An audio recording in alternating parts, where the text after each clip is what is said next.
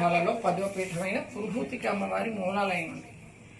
అయితే 18 శక్తిపీఠాలు భారతదేశంలో ఇంకా చెప్పాలంటే ప్రపంచంలోనే ఉంటే సంఖ్యాపరంగా మంచిది, శరీర భాగాలలో మంచిది, జియోలాజికల్ ఆర్డర్ ప్రకారం మంచిది, అంత విశిష్టత గల ఆలయం.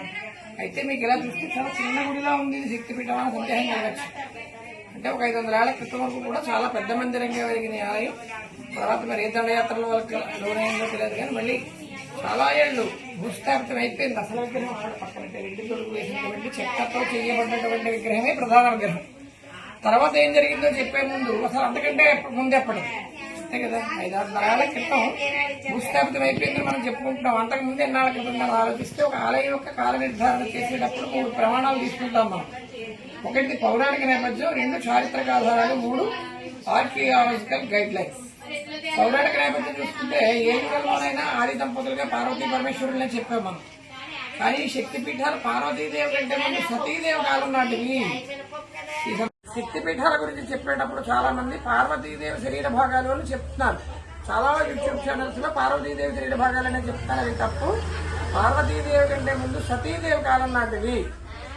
ఏదైనా ఆయుడు రూపమే, శక్తి స్వరూపిడే.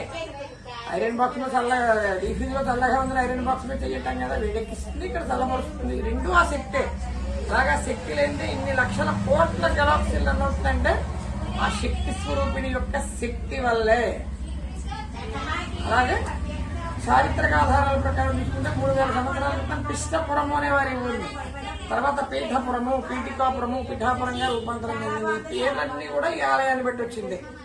అలాగే ఆర్కియాలజికల్ గైడ్లైన్స్ ప్రకారం భారతదేశంలో రాతి విగ్రహాల కంటే ముందు పూర్వకాలంలో చెక్క విగ్రహాలు ఎక్కువ ఉండేవి. చూడండి, కంచి, అతి చెట్టు, పూరి, వేప చెట్టు, ఇక్కడ తొలి తిరుపతి, వాడపల్లి, ఇవన్నీ కూడా చెక్కే. ఒక విగ్రహం చెక్కాలన్నా, ఒక ధ్వజస్తంభం చెయ్యాలన్నా, ఒక స్థపతి గారు అంటే ఒక బ్రహ్మంగారు అడవిలోకి వెళ్తే 4-5 ఏళ్ళు పట్టేది ఒక చెట్టును ఐడెంటిఫై చేయడానికి.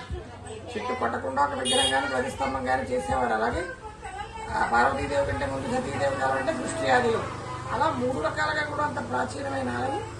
దండయాత్రల వల్ల గురై భూస్థాపితం అయిపోయిందా, లేకపోతే ప్రకృతి వైపరీత్యాలు, సునామీ, ఉప్పెన, భూకంపం లాంటి ప్రకృతి వైపరీత్యాల వల్ల డ్యామేజ్ అయింది. కానీ చాలా ఏళ్ళు భూమిలో ఉండిపోయింది. అసలు విగ్రహం వాడ బాగా అరిగిపోయిన వల్ల 2 తోడు వేశారు. ఒక 45 ఏళ్ల క్రితం పెద్ద విగ్రహాన్ని పెట్టారు.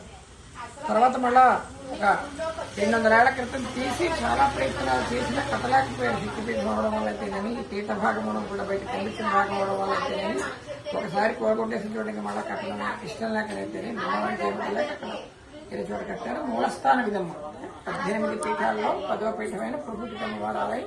పిఠాపురం పాత బస్ స్టాండ్ పుస్తకాలలో ఉన్నటువంటి ప్రధాన మూల ఆలయం విధమ్మ. మూల విగ్రహం ఆవిడ. దర్శించుకుని ధర్మబద్ధమైనటువంటి మీ కోరికలు నెరవేర్చుకుని ఉన్న పురోహితుగా మాత్రమే.